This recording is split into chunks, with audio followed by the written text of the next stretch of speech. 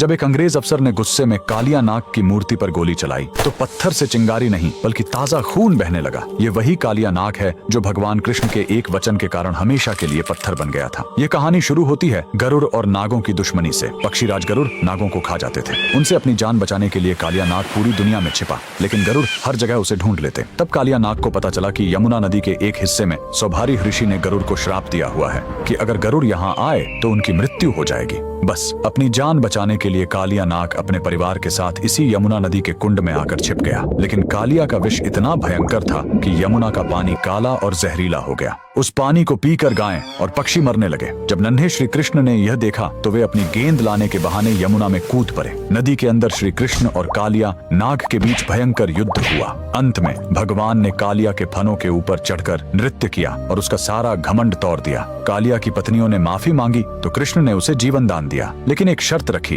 तुम्हें अभी इसी वक्त यमुना छोड़कर वापस समुद्र में जाना होगा। जाते समय भगवान ने उसे एक चेतावनी दी, जाते समय पीछे मुड़कर मत देखना, वरना जहाँ देखोगे वहीं पत्थर के हो जाओगे। कालिया नाग अपने परिवार के साथ निकल पड़ा, लेकिन जैसे ही वह ब्रज की सीमा पर स्थित जैत गांव के पास पहुंचा, उसके मन में एक बार फिर वृंदावन को देखने का मोह जाग उठा। उसने सोचा एक आखिरी बार देख लूं, और जैसे ही उसने पीछे मुड़कर देखा, श्री कृष्ण के वचन अनुसार वह तुरंत वहीं पत्थर की मूर्ति में बदल गया। कहा जाता है कि उसकी पूंछ आज भी जैत गांव के जमीन के नीचे से लेकर वृंदावन तक फैली हुई है। सदियों बाद जब भारत में अंग्रेजों का राज्य आया तो उन्हें इस कहानी पर विश्वास नहीं हुआ। सच्चाई जानने के लिए एक अंग्रेज अफसर ने मूर्ति के आसपास खुदाई शुरू करवाई, लेकिन खुदाई का कोई अंत ही नहीं मिल रहा था। झल्लाहट और गुस्से में आकर उस अफसर ने अपनी बंदूक निकाली और कालिया नाग की पत्थर की मूर्ति पर गोली चला दी। तभी पत्थर के उस घाव से खून की धारा फूट पड़ी। ये चमत्कार देखकर अंग्रेजों की रूह कांप गई और वे वहां से दुम दबाकर भाग खड़े हुए। आज भी जैत गांव में वह मूर्ति मौजूद है। कमेंट्स में जय श्री कृष्णा जरूर लिखें।